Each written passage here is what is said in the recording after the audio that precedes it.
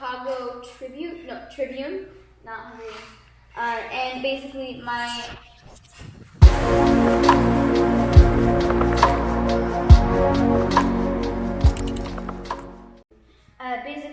newspaper article that I read was about kids in Chicago, basically, because it was a Chicago newspaper. But it was talking about how, with the quarantine and with the coronavirus, so many people are being laid off, and how these high school students are going to work and they're doing tons of jobs because their parents have been laid off.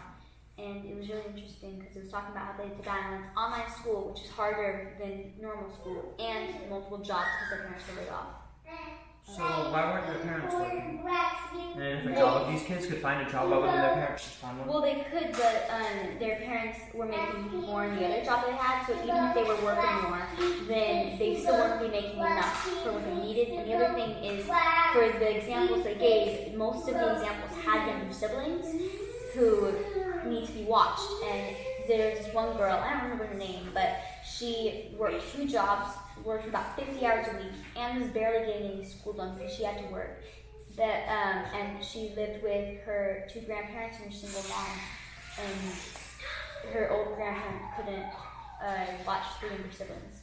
So does her teachers or her school county realize that some people are, Yeah, actually, the article was talking about how a lot of schools in the Chicago newspaper that I was reading, actually there was this one kid who the teachers are accepting test answers on napkins while they're working because they don't have their pencils and normal school supplies, and they were letting it pass. If you missed the test, you could do it again even if it wasn't on the right day, So the article did say that they were being really lenient on the kids who had to work during the coronavirus.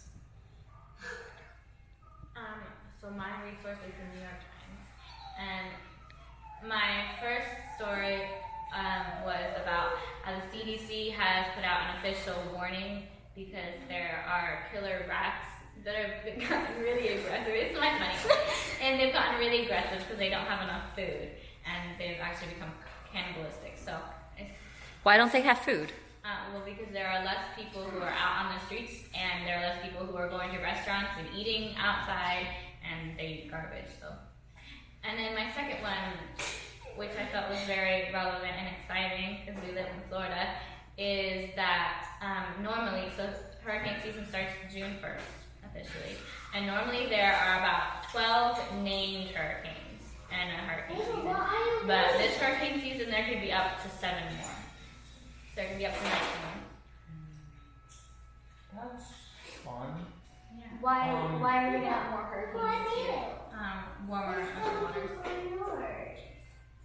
So do they have any specific damages or how big it can damage?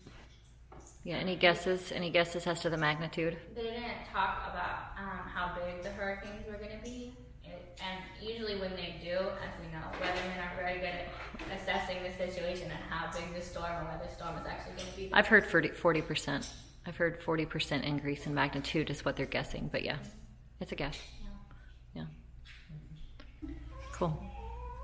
So just a few things that I'm sending you into your inboxes. First of all, I have Smithsonian. Oh, I can't spin this around. Here, you get me. So I've got Smithsonian magazine, something that came out, I think, last month. It is about the fact that early white settlers of the West, well, when I say the West, one of the places is Ohio, mischaracterized the giant mounds that were found, that were all built by Native Americans in gigantic cities, some as big as 50,000 people. And they instead guessed that it was the Celts or Welsh or Hindu people that had come and existed on the continent before Native Americans because they weren't willing to believe that Native Americans could build these cities. Isn't that crazy? Mm-hmm. So a really interesting article from Smithsonian Mag that I did send you. And then something else that came out from, I think it was Carnegie Mellon. It was about how bots are being used at a rate between 60 and 62% for trolling on the issues of whether or not to reopen the United States. And so they went on Twitter and they ran the tests to identify if it was a human or a robot that were making the tweets.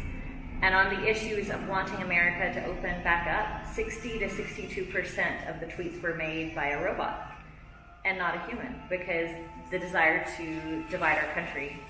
And I mean, there's always bots interacting with us on social media, but usually it's around 10 to 12%, and this is 60 to 62%. Isn't that wild?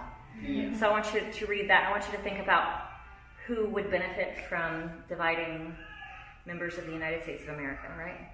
Especially as yesterday was Memorial Day, and we talked about how we celebrated those who were lost. The nurses, the teachers, the policemen and women, the bus drivers, the essential workers that are running McDonald's. Those people that are dying, we celebrated them as well in memory as part of Memorial Day. I just really want us to consider who would benefit from dividing us when we need to be united, right? So those are the two articles that I'm sending you for you. And we're out. And so that's behind you. The cat caught a mosquito or a fly or some buzzing thing on the thing, and then it just brought it down and ate it. gross. So that's Zazu's report. Zazu's daily report.